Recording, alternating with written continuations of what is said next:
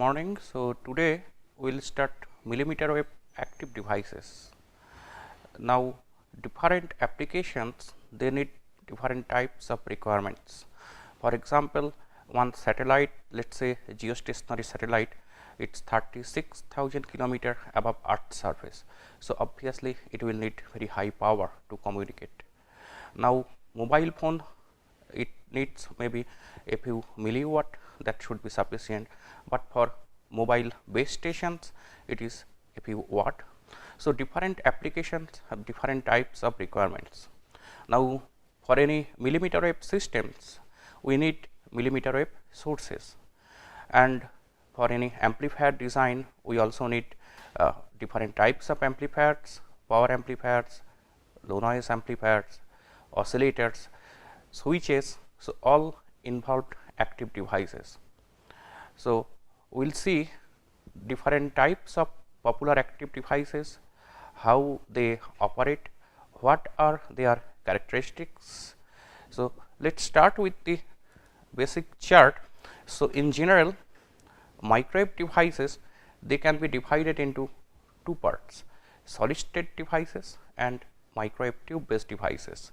Again, solid state devices they can be categorized according to their working principle into four major categories: transistor, field effect transistor, transferred electron devices, and avalanche transit time devices.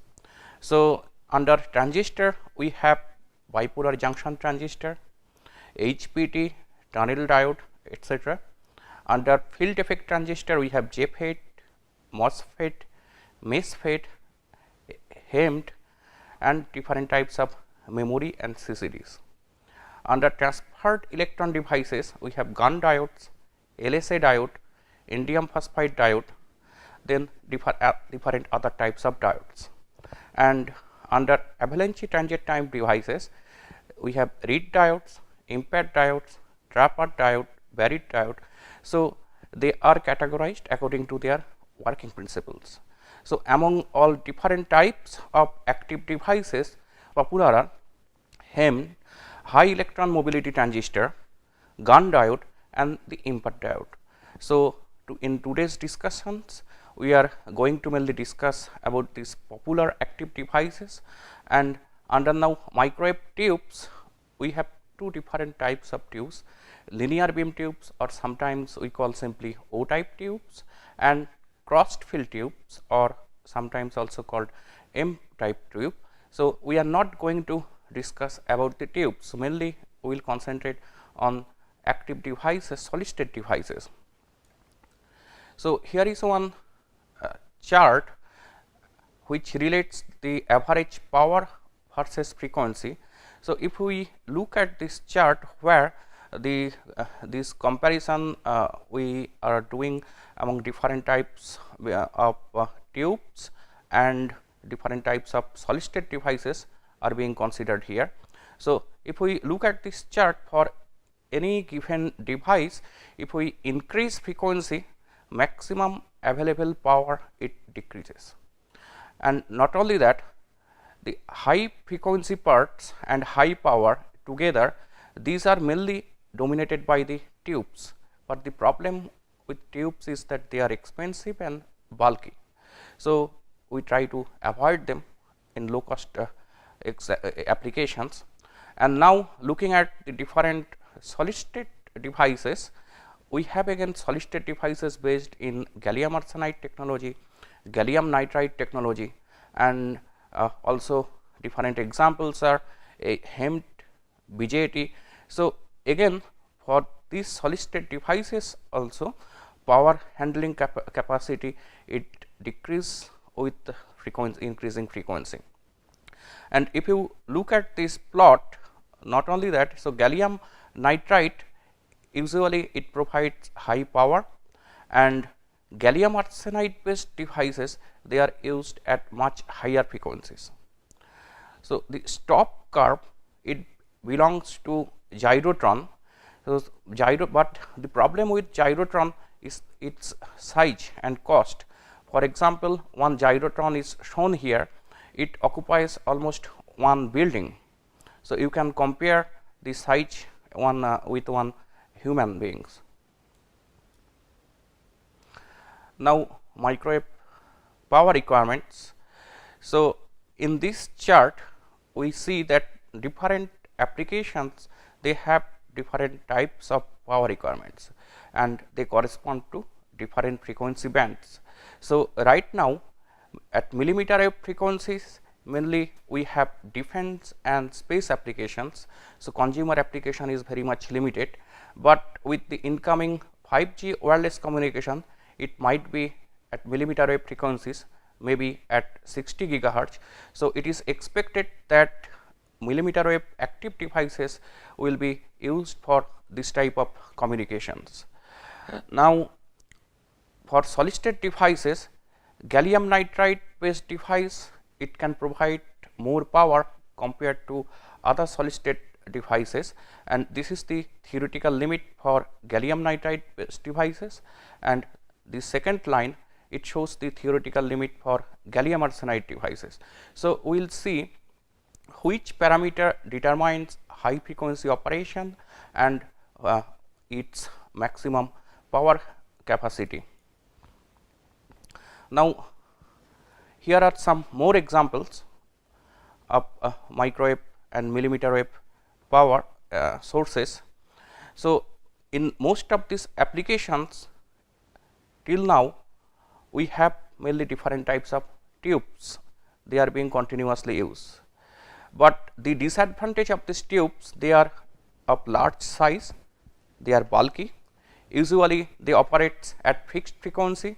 So, frequency tunability, it becomes a problem with them, and not only that, they are usually narrowband and it has also spurious spectrum with that. So, for example, in our day to day use, we use microwave oven. Usually it uses a magnetron to generate microwave power at frequency 2.45 gigahertz. Now, in this plot I am showing you the microwave spectrum of one magnetron. So, you can see the peak, it is here around 16.5 gigahertz, but it is associated with many side bands.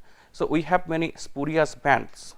So, the quality of waveform spectrum, it is very poor, and another disadvantage is its high cost. So, then going back to solid state device, so 2 points becomes very important. One is power handling and another one is high frequency operation. Now, if we compare different types of solid state devices which are already available in market. So, here is the chart. So, in the first figure we are showing the output power versus frequency. So, if we increase frequency, maximum output power from the device it decreases, and again we can see that gallium nitride based HEMT, it provides maximum power, whereas gallium arsenide based PHEMT, it provides higher frequency operation.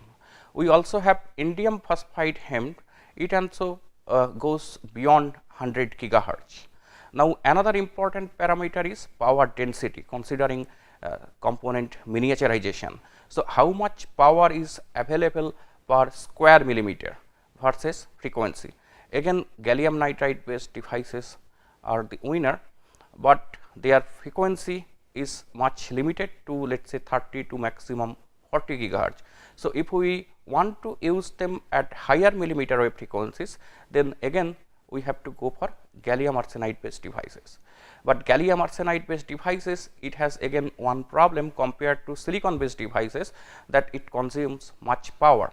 So, we will discuss these points later in detail. So, some of the popular devices, their applications and frequency limitations. So, for example, IMPAD device, they are typically used below 300 gigahertz. So, it can cover the whole millimeter wave spectrum starting from 30 to 300 gigahertz. This frequency, whatever I am mentioning here, it represents the popular applications. So, but there are examples where impact diode has been used above 300 gigahertz, and typical substrate used for impact diode fabrications are silicon, gallium arsenide, indium phosphide, and they are popular for transmitter amplifiers. So, in a high power amplifiers where we need power amplifier, we can use impact diode, but they are not much popular as a source, millimeter wave source, because they are associated with phase noise. We will see later. Next is gun diode, typically use below 180 gigahertz. Substrates gallium arsenide and indium phosphide. It is a very popular millimeter wave source which we use in laboratory experiment in the universities. So, it is popular in local oscillator, also it can be used in transmitter amplifiers. Next, FET and HEMT, typically use below 140 gigahertz, again based on gallium arsenide and indium phosphide, and they are widely used in different types of amplifiers, oscillators, switches, mixers, phase shifters. So, different types of applications. Next is pin diode, typical frequency below 100 gigahertz, and the materials used for fabrication silicon, gallium arsenide. So, pin diode is mainly popular in switching applications, and at millimeter wave frequencies sometimes they are also used as variable resistor. Next, varactor, it can give variable capacitor. So, when we need any tunable components, we can use varactor and we can electronically tune the capacitance of a varactor diode. Typical applications: multipliers, tuning, phase shifters, and different types of modulators. Now, how to choose a material for any given solid state devices? There are several parameters. When we go for millimeter wave frequency applications, so the frequency is so high that signal is changing very fast. So, device it should be narrow enough, so that carriers from left side to right side, it takes minimum time, typically less than the time period of the given signal. So, we characterize it by transit time. So, then the first conclusion is that device size should be small. Whatever carriers we are using here, so carriers velocity should be very high. Now, carriers velocity inside the substrate material, it depends on many parameters. It depends on electric field, it depends on mobility, electron mobility and hole mobility. So, electron mobility or hole mobility, it depends on the type of substrate. So, then depending on our application requirement, we can choose a proper substrate for fabricating the solid state devices. So, here are some examples. Gallium arsenide substrate, they are used because of its high mobility. Silicon substrate, the fabrication procedure, it's very low cost and also high yield. So, for consumer market, silicon substrate is very popular. Gallium nitride substrate, it is mainly used for high power applications, but their high frequency application is limited. Typically, they are used below 30 or 40 gigahertz. Now, we see the characteristics of some popular semiconductor materials. So, we are comparing the band gap energy and mobility at room temperature 300 Kelvin. So, if we look at the silicon, it has a band gap of 1.12 electron volt at room temperature, whereas for gallium arsenide it is 1.43. So, if the band gap value is higher, that means its power handling capacity will be higher. Now, look at the mobility values. So, if I look at the electron mobility, silicon electron mobility is 1600 centimeter square per volt second, whereas for gallium arsenide it is 8500. So, obviously, for gallium arsenide based devices, electron velocity will be much higher under a given electric field, and we can increase FT of the device. We can go for high frequency operation with gallium arsenide based devices. So, some important parameters how we characterize any solid state device. So, for example, output power, or what is the maximum power available from the device, power density, what is the maximum frequency of operation, then power added efficiency. So, these are the mostly well used parameters. So, output power P max, it is proportional to V max multiplied by I max, where V max it represents the breakdown voltage, and I max it depends on how fast we can remove heat from the device, also gate width and length, because the resistance depends on it. Next is power density. Power density is equal to V max multiplied by current density. So, V max is the breakdown voltage, and current density it is limited by band gap and thermal conductivity. Next, high frequency operation, F max it is proportional to Vs by L, where Vs it is the saturated carrier velocity and L is the gate length for a given, let us say, FET, and P max it is proportional to 1 by F square. So, if we increase frequency, it is expected that power will decrease very fast. So, what we seen in previous plots. Next is power added efficiency. So, here what we do, let us say any given solid state device we are using in amplifier applications. So, we will be having RF input power and then the amplified RF output power, and to amplify the signal we have to supply some energy to the device, and this is being done by DC source. Now, how much power it will absorb from the DC source, or what would be the efficiency of the device, we call it the power added efficiency, and it is defined as 100 multiplied by output RF power minus input RF power divided by PDC total DC power what it consumes.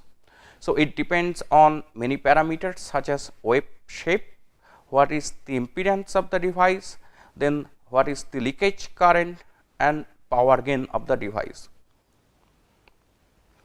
Now, let us start with the first device, bipolar junction transistor. So, bipolar junction transistor also we use in basic electronics lab. It has very similar principle, and only thing is that in whenever we use for low frequency applications, let us say at megahertz frequencies, we do not use the different capacitances offered by the PN junctions. We have 2 PN junctions in BJT, but for high frequency operation we have to consider all these capacitances, and the device also is associated with some inductance because of its leads. We have to also consider the effect of the inductance. So, high frequency model it will be little different than what we used at lower frequencies. So, let us look at one BJT. So, this is a typical BJT used at lower millimeter wave frequencies. So, you can see the base, emitter and collector. So, the bottommost portion it is called the sub collector, an actual collector it sits over the sub collector, and on top of this collector we have a thin layer of base. Gain of the transistor it depends on base width. Thinner is the base, we will have higher gain. So, look at this plot, then this base lead it is connected to this thin layer, and over it we have emitter, and collector its connection is coming from right hand side. So, for high frequency operation we have to decrease the transit time, and if we need to decrease the transit time we have to reduce the base width. Now, looking back to basic operation of BJT. I will skip the very basic things, only I am going to discuss the limitation which arises at higher frequencies. So, let us consider one NPN type BJT. Usually NPN type BJT is popular at higher frequencies, since it involves mostly electron and electron mobility is higher compared to hole mobility. So, emitter it will eject electron, and for normal operation we will forward bias the base emitter PN junction, and we will keep the base collector junction in reverse bias condition. So, due to the applied electric field, then electron drifts into base, where we have recombination with the holes available in base, and then rest of the part we have first diffusion and then drift inside the collector. Now, for high frequency operation we have to decrease transit time. So, that means we have to decrease the base width, but if we decrease base width, the problem we will be facing that base resistance will become very high. So, we have to avoid this problem. So, how we can avoid then this high resistance problem? One solution is that we can increase doping inside base, but if we increase doping inside base, then the hole which drifts into electron from base, that part will increase. So, the reverse saturation current will increase. So, then we just can't keep on increasing the doping concentration inside the base. So, that is why conventional BJT it is not used at millimeter wave frequencies. We have some other version which can take care of this reverse saturation current, and this modification is called heterojunction bipolar transistor or HBT, that comes just after this. So, HBT modeling, the first model, this is it shows low signal low frequency model. You can see here we are just considering R pi, the current source GMVBE, and the output resistance R naught, and we are not considering any capacitor. This is the low frequency model. Now, if I go back to device, we have a forward biased PN junction for this base emitter junction. So, forward bias PN junction it is associated with some capacitance. We also have reverse biased base collector junction, it is again associated with some capacitor, and usually reverse biased capacitance is smaller than the forward biased capacitor. So, we have to consider all these capacitors, they are typical values of the order of picofarad at low frequency, that is why we avoid this, but at millimeter wave or even at microwave frequencies we can't avoid their effects. So, then the modified circuit, how it looks here, shown here. So, in addition to the previous one, we have introduced two more capacitors. CBE it represents the base emitter forward bias junction capacitor, and CBC it represents the base collector reverse biased PN junction capacitor, and this is the internal model of BJT. In addition to this, we will have packaging effect, we have external leads. So, we have to add more resistors, capacitors and inductors. For that we will take into account the effect of packaging, effect of the leads. Next, high frequency limitations.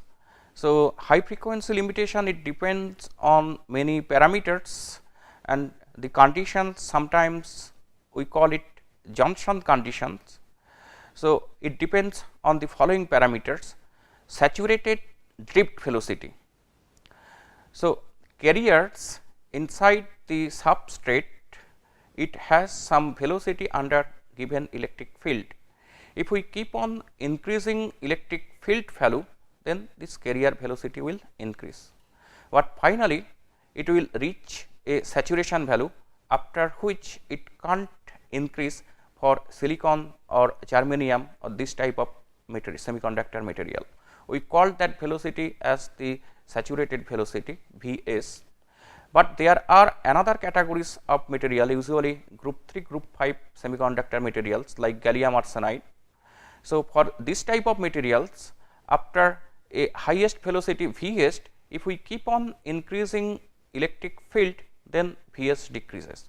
So, we will consider this maximum velocity of carriers Vs, and then next is the dielectric breakdown. Dielectric breakdown, it depends on applied electric field and it is a property of that given dielectric. So, let us call the breakdown electric field is Em. Then maximum current, it is also limited by the base width. So, considering all their effect, if we plot current gain for a BJT, it becomes a function of frequency. So, here in this graph we are showing the plot of HFE, forward current gain, or sometimes we call it beta. So, typically you see at lower frequencies it is fairly constant, but at higher frequencies it decreases, and at a frequency current gain it becomes 1 or unity. We call that frequency Ft of the device. So, it mainly depends on the capacitance values. Now, let us see some parameters which determines its maximum frequency of operation. So, the first one is voltage frequency limitations. So, here Vm is the maximum allowable applied voltage to the device. It is given by Em multiplied by L minimum. So, L minimum is the distance between emitter and collector, and Vm multiplied by Ft, where Ft this is 1 by twice pi tau transit time cutoff frequency, it is equal to Em Vs by twice pi. So, Em, that is the maximum allowable electric field, and Vs, that is the saturated tripped velocity. So, Em Vs by twice pi, then we see that it is related to the maximum allowable applied voltage multiplied by Ft. So, if we increase frequency, then maximum allowable applied voltage it decreases. We can also express this quantity Em Vs by twice pi in terms of current frequency, in terms of power frequency. So, simply we have to replace the voltage by the corresponding expression of current and corresponding expression for power. So, it is shown in next slide. So, the current frequency limitation, here Im into Xc multiplied by Ft equal to Em Vs by twice pi, where Im is the maximum current of the device and Xc this is the reactive impedance of the device. So, it depends on Ft and mainly based to collector junction capacitance. Then the power frequency limitation. So, square root of Pm into Xc multiplied by Ft equal to Em Vs by twice pi. We also can define power gain frequency limitation. So, Gm Vth Vm whole square root multiplied by Ft, this is equal to Em Vs by twice pi, where Gm this is the maximum available power gain and Vth this is the thermal voltage. So, it depends on room temperature. So, what we see then, gain of any BJT, it becomes a function of frequency. At higher frequencies we will expect lower gain, and not only that, it also a function of temperature. So, we will take a break, then we will move to next topic, HBT. Thank you.